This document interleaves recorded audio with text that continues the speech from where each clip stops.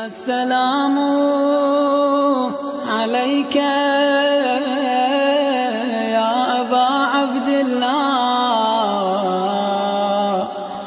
السلام عليك يا ابن رسول الله بسم اللہ الرحمن الرحیم۔ ماہ مبارکہ رمضان کے 27ویں دن کے روزے کی دعا۔ اللہم ارزقنی فیہ فضل لیلۃ القدر وسیر اموری فیہ من العسر الی الیسر واقبل معاذیری وحط عنی الذنب والوزر یا رؤوفا بعبادہ الصالحین۔ جو شخص اس دعا کی تلاوت کرے گا اللہ تعالیٰ اس کے لیے جنت میں سونے چاندی زمرد اور لؤلؤ سے 1000 شہر تعمیر فرمائے گا۔ 27ویں روزے کا ثواب اللہ کے رسول نے اس طرح سے بیان کیا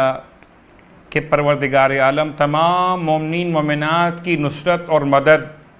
اور 70,000 عریان لوگوں کو لباس پہنانے کا ثواب،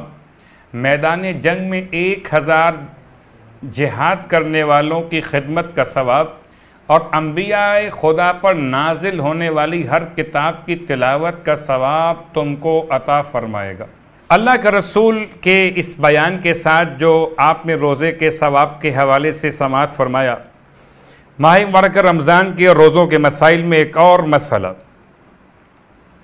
جس دن کے متعلق انسان کو علم نہ ہو کہ رمضان کا آخری دن ہے یا شوال کا پہلا دن، تو اس دن کے روزے کا کیا حکم ہے؟ جواب: انسان کو چاہیے کہ اس دن کا روزہ رکھے، اور اگر دن میں کسی وقت معلوم ہو جائے کہ عید کا چاند نمودار ہو گیا تھا تو فوراً ہی روزہ افطار کر لے۔ ماہ مبارکہ رمضان کی 27ویں رات کے اعمال مولائے متقیان علی ابن ابی طالب علیہ السلام نے ارشاد فرمایا کہ اگر کوئی اس رات میں 4 رکعت نماز 2 رکعت کر کے اس طرح سے پڑھے کہ ہر رکعت میں الحمد کے بعد سورہ توحید اور سورہ ملک دو مرتبہ پڑھے، اگر یہ سورہ یاد نہ ہو تو سورہ توحید 25 مرتبہ پڑھ لے، تو خداوند عالم اس کے اور اس کے ماں باپ کے تمام گناہوں کو معاف فرما دے گا۔ اس رات میں غسل کی بھی تاکید کی گئی۔ رسول خدا صلی اللہ علیہ وآلہ وسلم اس رات میں یہ دعا تلاوت کیا کرتے تھے۔